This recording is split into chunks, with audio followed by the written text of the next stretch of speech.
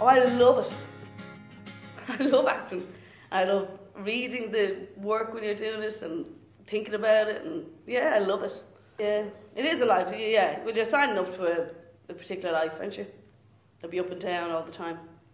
There's no security in it. So you do sacrifice different things. Actors it's a very hard life. You know, you have long periods out of work, and I've watched me dad all the years. And it's also something that you're kind of judged on as well, so I always had a massive fear. Like, if I tried it, what if I was rubbish? So when it came along, then I gave it a go, but I never thought I was going to be any great shape. So I was always kind of thinking, oh, I hope for the best, like. And that's ridiculous, but that's the way I was. I still have a little bit. What's going on, Dad? They're all waiting for you downstairs. Lend us £15 out of it, will you? I haven't got it, Dad. I only brought a fiver. You brought a fiver to a wedding? What's going on? The little flower girl's just run off with Melanie's handbag with your feckin' narcotics and my bloody speech, and she'll tell unless she gets £15. Oh, God. And then I did the van the next year, but I was on the phone constantly, kind of, get me in the audition, please, please. And that was huge because it's Italian 90 and it's a real special place in everyone's heart.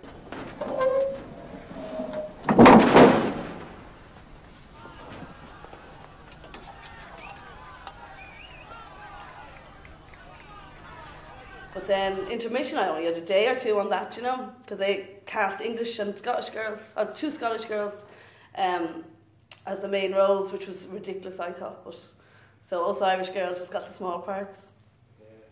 No sun this year. I might go down to Wexford or something. What about you?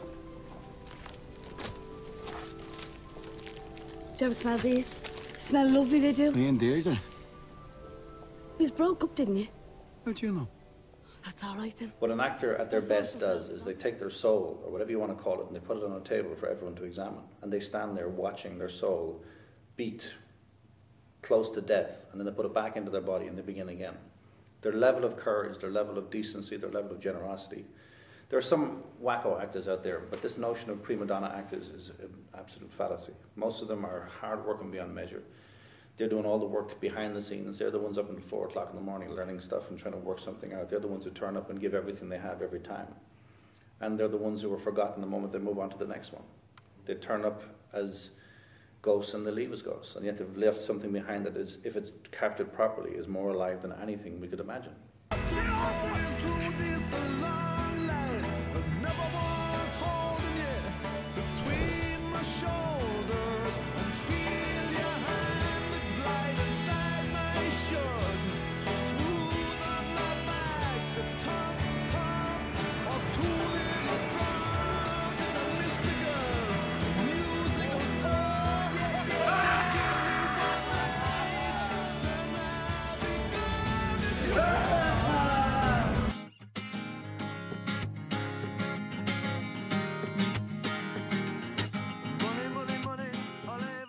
Preparation, I don't know, I just read it and learn the lines and feel it and try and get into the character, really. Try and get inside the head of the character and into their body, really. If I read something, I kind of feel I'm more instinctual than kind of technical as an actor. One thing you're hoping is that they're making discoveries live on camera. The moment that they make their discovery is the moment we capture it. That's what you're looking for at all times. An actor is never going to be able to do that if you give them too much direction.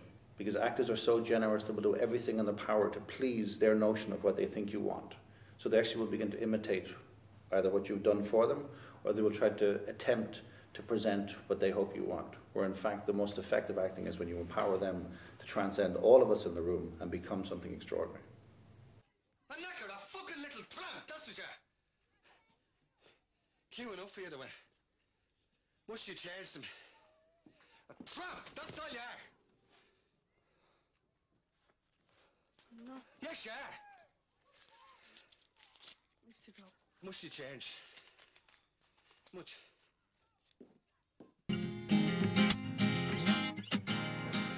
No, but I've done interviews where you're really made to seem a certain way, and really badly written interviews, and you're kind of mortified for years afterwards, yeah.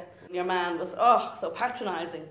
And I was doing a show, a play, and I read it then, and it was rubbish. It made you feel rubbish like after it.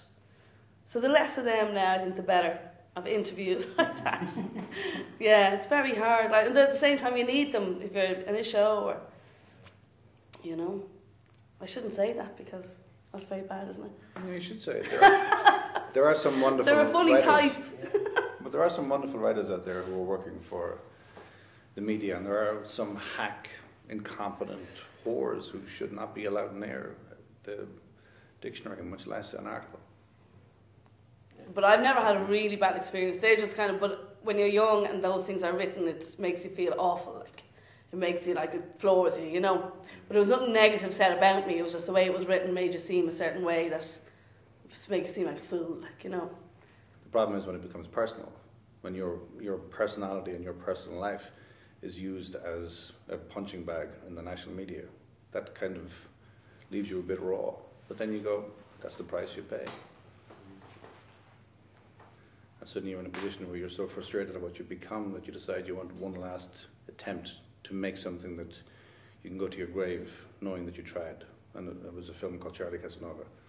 And it was one of the most despised films ever made, but we stand by it defiantly and proudly, and it began everything else afterwards. Charlie Casanova and Patrick's Day were written at the same time. The writer who wrote Charlie Casanova was supposed to be an incompetent moron. The writer who wrote Patrick's Day won a whole bunch of screenplay awards. It's the same writer writing both at the same time. So I'm not going to place less value on one and more value on the other because some moron outside defined it as being lesser or greater. Ladies and gentlemen, all that shit. What are you doing here on your birthday? Waiting. You got a name? Patrick. Thank Christ you weren't born on April Fool's Day. You don't understand. He has mental health issues. He's not able to look after himself. Patrick, tell me what you see.